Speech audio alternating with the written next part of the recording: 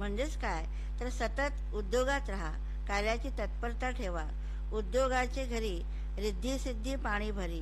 हे झालं वैयक्तिक.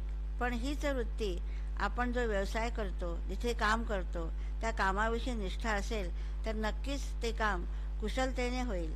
दैव किंवा भाग्य ही कर्माची छाया आहे. कारण या पृथ्वी तलावर शून्यातून विश्वनिर्माण करणारे अनेक उद्योजकांच्या प्रेरक गोष्टी आपण वाचतो.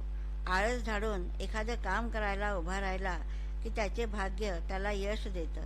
म्हणजे काय, तर इच्छा तिथे मार्ग.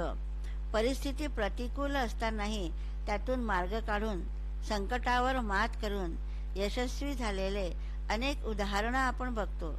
श्रीकृष्णाने अर्जुनाला कर्मयोग सांगितला. युद्धभूमीवर अर्जुन आप्तमंडळी गुरूंना पाहून त्यांच्याशी युद्ध करायला तयार नव्हता. अर्थातच आपल्याच लोकांवर वार कसा करावा याने दिंगमूढ झाला, विषण्ण झाला. तेव्हा श्रीकृष्ण म्हणतात, परित्राणाय साधूनाम विनाशाय च दुष्कृताम धर्मसंस्थापनार्थाय संभवामी युगे युगे. सज्जनांचं रक्षण करण्यासाठी युगे युगे मी अवतार घेतो. हे तुझ्या शस्त्रांनी त्यांचा वध होईल तरी यांचे अनेक जन्म झाले आहे आणि तुझेही झाले आहे हे मला माहिती आहे. म्हणून कौंतेया, उठ आणि युद्धाला तयार हो.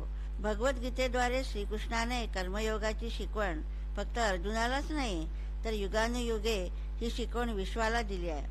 कर्तव्य, मेहनत, परिश्रम ही खरी संपत्ती आहे. राष्ट्रसंत तुकडोजी महाराज म्हणतात, श्रमदान ही खरी गीतेची शिकवण आहे. कर्ममय विश्व आहे, कोण रिकामा बसलार आहे.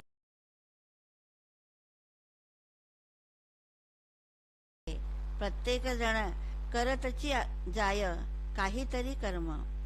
परी त्या कर्माचे अनेक प्रकार, काही शुद्ध निषिद्ध मिश्र, काही विधियुक्त काही पवित्र निष्काम कर्म.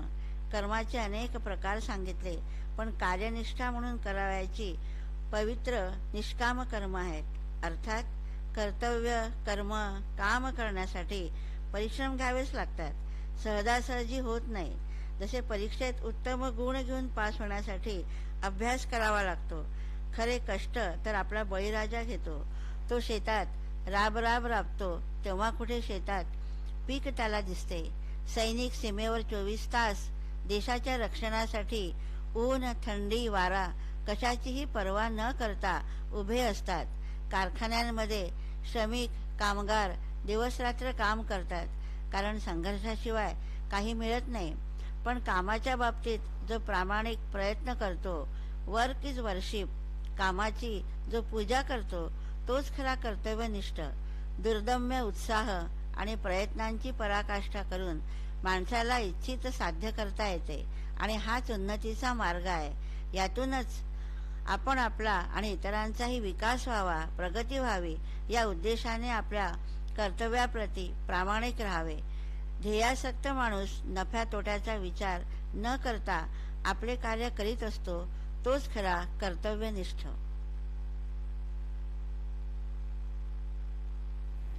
श्रोते हो, आत्ताच आपण चिंतन या विचार मंथनाच्या कार्यक्रमात छाया पारवेकर यांच्या विचारांचा भाग 3 ऐकलात. हा कार्यक्रम